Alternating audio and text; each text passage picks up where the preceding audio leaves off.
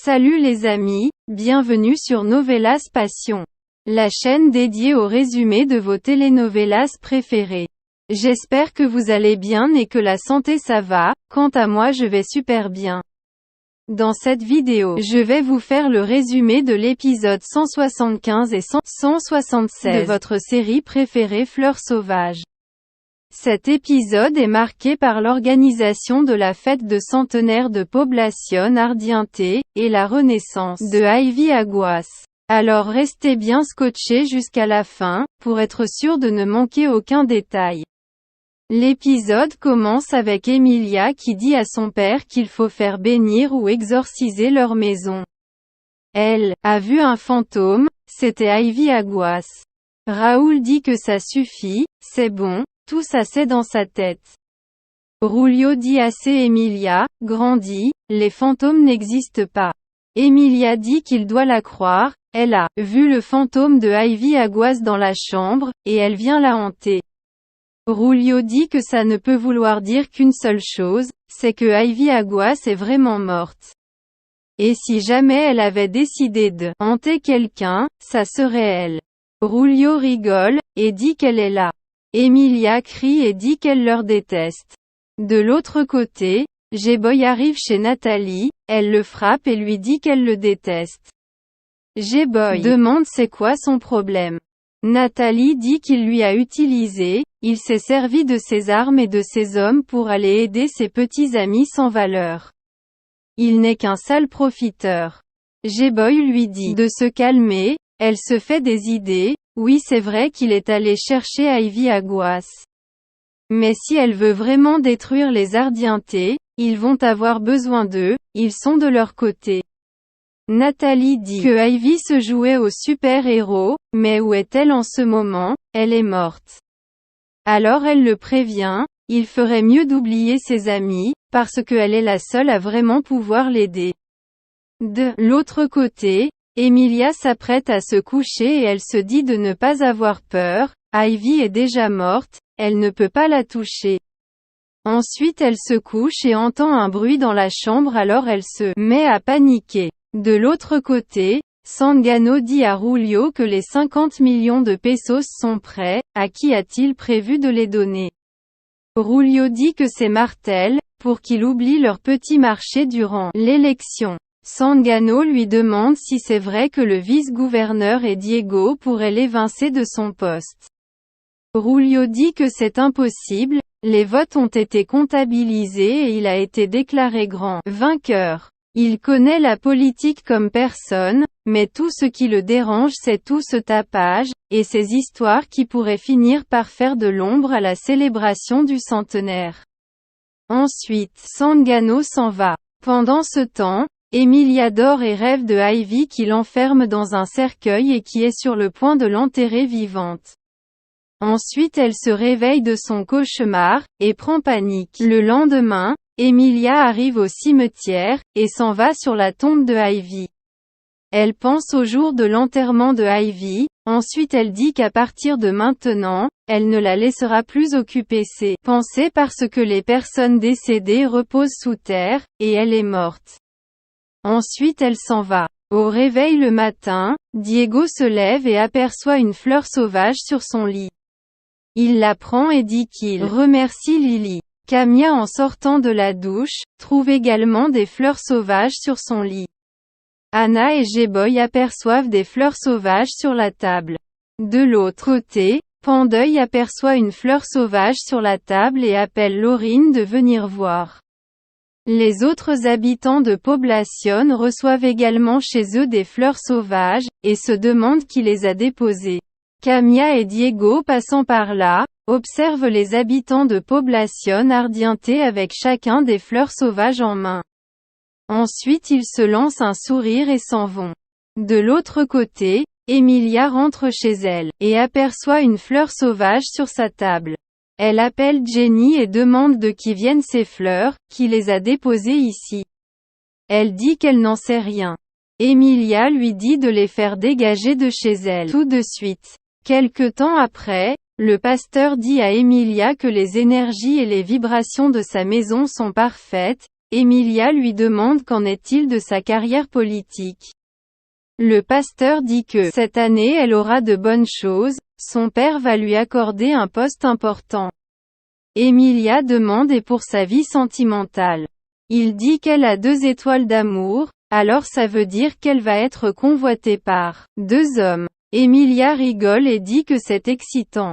Rulio arrive et Emilia lui présente le pasteur. Ensuite Emilia lui dit que maintenant que Ivy n'est plus, est-ce qu'il va tenir sa promesse. Rulio dit qu'il a bien l'intention de se venger du vice-gouverneur pour avoir essayé de l'évincer. Il va donc lui retirer son poste pour le lui donner à elle. Emilia le remercie, et dit qu'elle est désolée d'avoir douté de lui, et elle le remercie de lui donner une seconde chance dans sa vie. Rulio s'en va, et Emilia dit au pasteur qu'il est doué, il avait raison, son père va lui donner le poste de vice-gouverneur. Elle le savait, c'est vraiment son année. Ensuite elle lui propose de faire le tour de la maison, elle lui donnera un supplément. De l'autre côté, Diego arrive au bureau de Martel, et lui dit qu'il a des preuves accablantes contre Rulio Ardiente. Martel dit que les gens qui remettent en cause les élections ont beaucoup d'énergie au début, mais au bout d'un moment, ils perdent leur motivation, elles sont même assassinées par le camp adverse pour les réduire au silence. Diego lui demande si c'est une menace. Martel dit que non, il lui dit simplement ce qu'il en est. Diego dit qu'il ne lui fait pas peur, il a le rapport et le soutien du vice-gouverneur, et il n'est pas le seul à se battre contre Rulio Ardiente. Il a quelqu'un d'autre avec lui très puissant, qui se bat aussi contre leur politique de corruption. Martel demande qui donc. Diego s'en va regarder à la fenêtre une femme dans une voiture, ensuite il le remercie pour son temps. Quelque temps après, Rulio arrive dans le bureau de Martel. Pendant ce temps, Emilia et le pasteur font le tour de la maison, ensuite Jenny donne à Emilia les affaires de Tante Claire. Emilia déballe et trouve le téléphone de Tante Claire. Elle allume le téléphone, trouve le nom Romulo et pense à l'homme qui l'avait kidnappé au restaurant. Alors elle appelle ce numéro, et Romulo décroche. Celui-ci lui dit de ne surtout pas laisser Rulio prendre possession des affaires de Claire. Emilia demande mais pourquoi, n'est-il pas un des hommes de son père? Il dit que non, il ne travaille pas pour les Ardiente. Emilia demande si ce n'est pas son père qui l'a aidé à s'échapper de la prison. Romulo dit que son père c'est lui qui l'a fait enfermer, il ne lui a pas sauvé. Emilia dit que si ce n'est pas son père qui a fait annuler les charges contre elle alors c'est qui? Mais Romulo la raccroche au nez. De l'autre côté, Rulio dit à Martel que comme il était convenu, voilà 50 millions de pesos pour lui avoir aidé à gagner l'élection. Martel dit qu'on dirait que Diego et Mateo Ruiz ne sont pas les seuls à qui il a affaire. Il semblerait que quelqu'un d'autre ait déposé plainte contre lui. Rulio lui demande de lui dire qui d'autre oserait s'attaquer à lui. Martel dit qu'il s'agit de Lily Cruz. De l'autre côté, Anna demande à G-Boy ce qu'il est venu faire ici. G-Boy dit qu'il est là pour la protéger, c'est elle qui sera la prochaine cible de Rulio quand il connaîtra la personne qui s'attaque à lui. De l'autre côté, Rulio dit à Martel que Lily Cruz n'est personne, elle n'a pas de pouvoir, elle n'a pas d'argent. Martel dit que Lily Cruz est une option tout à fait fiable, et il doit rester ouvert aux plus offrants, et être disposé à servir tous ceux qui viennent à lui avec une offre intéressante. Rulio dit que s'il double la somme qu'il lui a proposée, est-ce que ça lui empêchera de servir les petits insectes qu'il entend bourdonner à ses oreilles.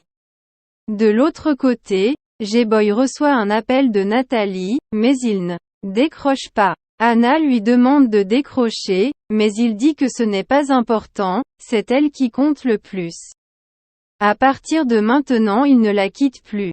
De l'autre côté, Rulio sort du bureau de Martel, il pense à ce qu'il vient de lui dire à propos de Lily Cruz, ensuite il appelle Sangano et lui dit de s'occuper de Lily Cruz, il veut qu'il la retrouve et s'assure qu'elle ne soit plus en mesure de lui causer des problèmes.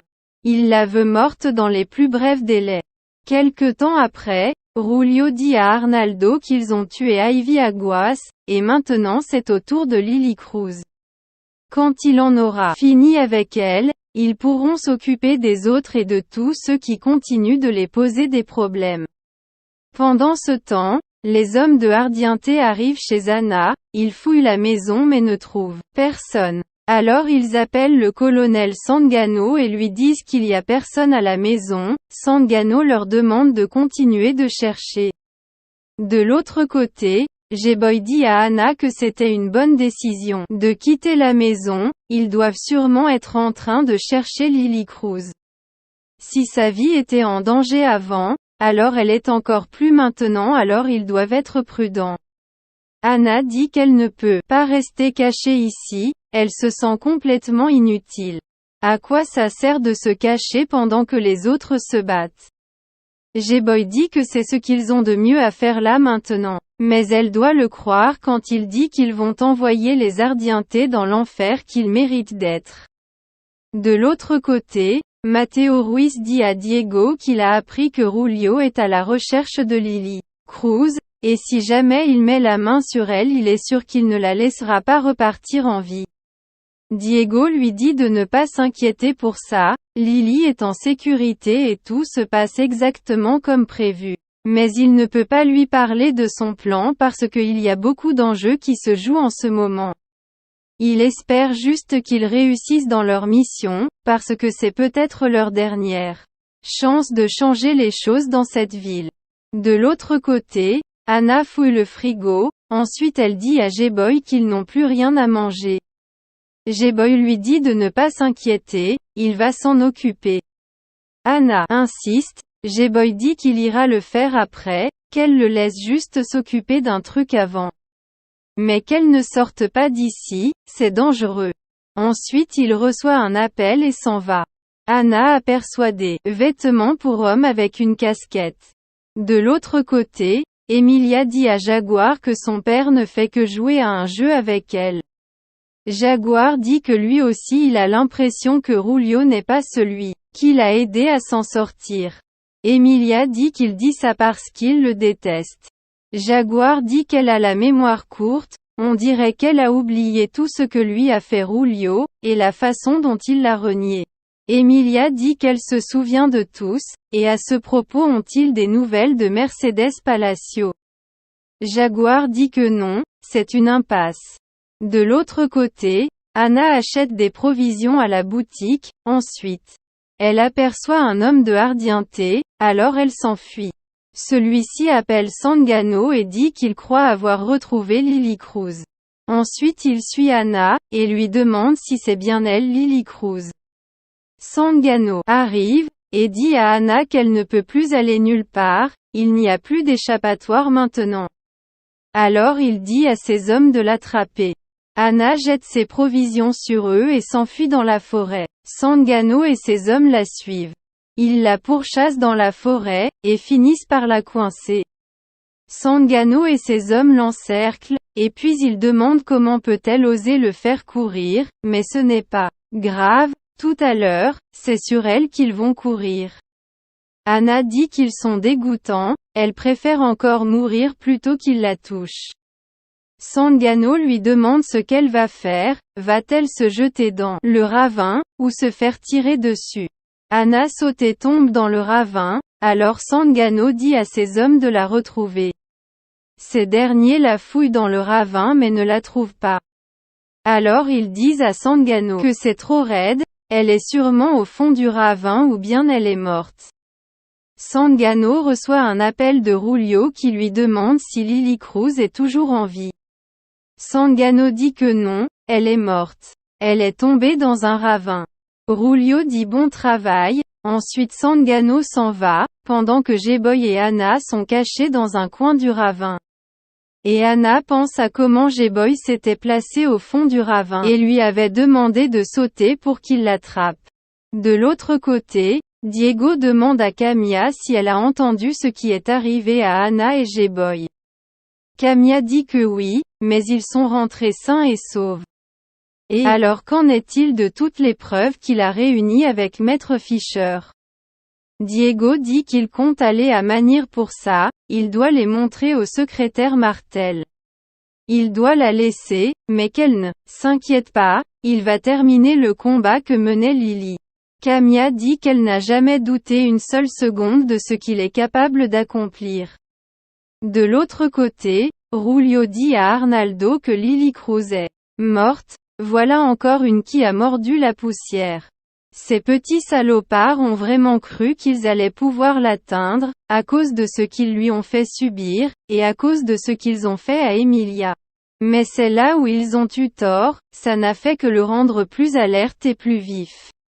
Ils ont rallumé le feu qui l'animait quand il était jeune. Et quant à lui, il est temps qu'il se réveille de son sommeil, et il ne doit jamais oublier ceux qui lui ont fait ça. Alors qu'il utilise cette rage pour enfin le faire renaître, s'élever et diriger de nouveau à ses côtés, il attendra son retour.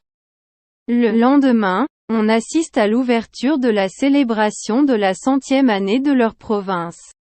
Emilia dit à son maquilleur qu'elle veut être la plus belle, ensuite sa styliste arrive avec sa robe, et dit qu'elle est aussi magnifique que elle. Emilia dit que c'est parfait, ça va être une superbe soirée. De l'autre côté, l'homme de Rulio apporte un sac d'argent à Martel et lui dit que ça vient du gouverneur. Martel lit la carte, et lui demande de transmettre au gouverneur qu'il est impatient de participer à sa fête. De l'autre côté, Emilia réprimande Jenny pour avoir laissé sa pochette dans sa chambre, ensuite Raoul arrive et lui dit qu'elle est très belle. Emilia dit que ses flatteries manquent d'élaboration, puis elle glisse et tombe dans les bras de Raoul. Rulio arrive et leur demande de ne pas gâcher cette journée. Emilia dit à Raoul qu'il est un opportuniste, Raoul dit qu'on dirait que ça lui a plu. Jenny apporte la pochette de Emilia, ensuite ils s'en vont et Rulio lui demande de retirer ce sourire ridicule de son visage. Quelque temps après, il arrive au sanctuaire de Esmeralda. Rulio remercie tout le public d'être parmi eux pour rendre hommage à sa femme Esmeralda. Avant de quitter ce monde, elle lui a confié la mission de prendre soin de chacun des habitants de Población Ardiente. Aussi longtemps qu'il servira cette ville, il tiendra sa promesse jusqu'à son dernier souffle. Puis Rulio s'en va vénérer la tombe de sa femme, et il demande à Emilia d'en faire de même.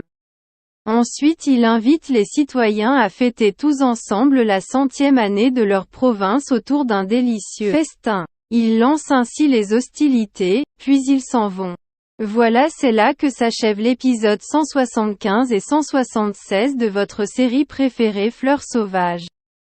À très bientôt pour une nouvelle épisode, bisous.